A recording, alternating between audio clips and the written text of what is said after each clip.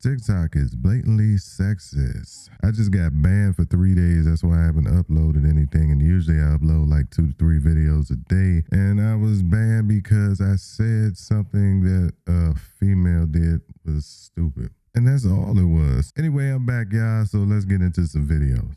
Women like what is advantageous or beneficial to them. So if you speak on what you don't like and that puts her at a disadvantage or it eliminates her from the equation, she has a problem with that because now she knows that the type of man that she wished she could be married to is not the type of man that wants to be married to her. He's not lying about that. They like to shut you down anytime you say anything about a woman in any kind of way. Even if you're right and it's obvious right there in your face, you can't say anything as a man. On top of that, they had the body positivity movement, the no slut shaming, the no anything. So even as a young man, I had this image that women are perfect and you can't do anything. They can like literally put their hands on you. They can say this to you. You can't say nothing back. You can't even fight back to defend yourself or you're the bad person. So yeah, man, I would tell my son when he's born, you're fucked, buddy. We all are. But let's not complain about it. Let's move on to the next video. I'm on the highway. I did one little toot. Within 3 minutes, I knew someone gave me fentanyl. Your thoughts? Did she say toot? Ooh. What? So I'm like, let me get off the freeway. I hit the back of a semi truck. I wake up 36 hours later. The first thing that pops into my mind is where's my phone? Because I had a fresh pic, a newly fresh pic in there. You need help. Why? My husband's sitting there in a chair. This Who's dick big? Oh, this lady tripping. looking at me, I'm looking at him, he looking at me. He talking about some, so you know we're gonna need to talk about what I saw on your phone, right? I'm fighting for my life. Yo, tell me with this. So they had to give me surgery to put my arm back in the socket. Why did this nigga cancel my health insurance? I ain't gonna lie. This whole thing your fault. If you look at women podcasters and the women that are, some might say pandering, some would say pick-me's or anything like that, but are saying what men have been wanting women to know, their audience is not women, because women don't care. If I'm a woman and these men are saying this, like, you think we would have a powwow and let's talk about it amongst women, but it never happens. Those particular women get the men. Men love those women, boy, on the internet. Maybe because they've been wanting a woman to tell them that for a long time. And It's they finally validation. have someone. Right, Yeah. it's validation, like I'm not crazy. See, I'm not even going to say it's validation. I'm going to say it's acknowledgement. And it's good to see that a woman is on the same page. The page, though, when you really want to think about it, is Republican, conservative, red pill. Basically traditional thinking. But nah, we're in the modern age. So women just, they don't care. It's diva attitude and stuff and me narcissism of today's people. I'm going to say people because some dudes are like that too. Bye, Felicia. God damn. I just got to know this guy for months before having sex with him. I wanted to wait to make sure he's the one before I do. He's perfect in every single way, literally my dream man. But now I've had sex with him, he has the tiniest I can't even feel it.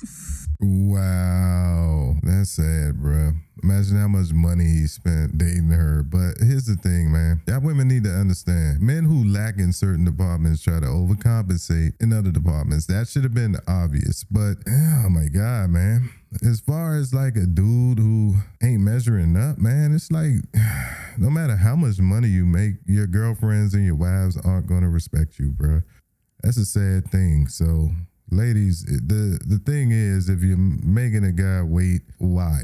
Get it over with, know what you're working with so you can move on. I mean, literally, she got what she deserved. She wasted months of her life, really, but he wasted a lot of money and probably feels bad about himself. Dating in this day and age is a sad thing for men. Women, especially between their 18 and 28, or 18 and 25, let's say, are living these crazy lifestyles, these crazy lives with the most important people, richest people on the planet doing everything that can be experienced under the sun. And then at 29, 30, some dude's expected to come along, know he's second place to X, Y, Z, and be happy with that, and not allow it to hurt his ego, and sit there and pick it up and put a brave face on. It kills him every day inside. That's the reality. He's in love with you. And you've been where with who? I can't afford a jet. I'm Joe Schmo. Okay. That breaks their heart. You ain't lying, man. Like, even back in high school, I remember, like, girls, like, my age jumping in, like, dudes, Porsches and all kind of stuff. And you could see through their Instagrams and even on, like, dating websites, these women are getting flown all around the world and taking pictures next to $1 million cars and all this other kind of stuff while you're busting your butt at UPS. But then after all of that, they want to marry you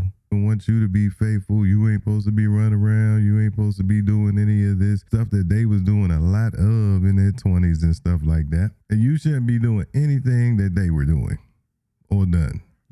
Wow. The average man doesn't even know his own wife's body count, and she will never tell him. Let me know what y'all think. The type of guy you've just described is what I call the eternal bachelor. He's well-mannered, he's smart, he's attractive, he's usually successful. And how he puts all of this together is what lures a woman in. But unlike a player, the eternal bachelor isn't a one-and-done type of guy. Eternal bachelor is like many relationships, many, M-I-N-I. And that's why a lot of women waste time on him. He be giving up too much game. You been spying on me, bruh. Here's the thing, right? The women that I wanted to marry, they were hypergamous before I even knew what hypergamy was. But now that I'm on the red pill, I can recognize all the signs of those women, and I can see them in every woman that I deal with now. So, yeah, I'm an eternal bachelor, especially since my son is grown. Done, babe. I throw in my hands. I'm just playing the field now. I might settle down, but he's right. Many relationships.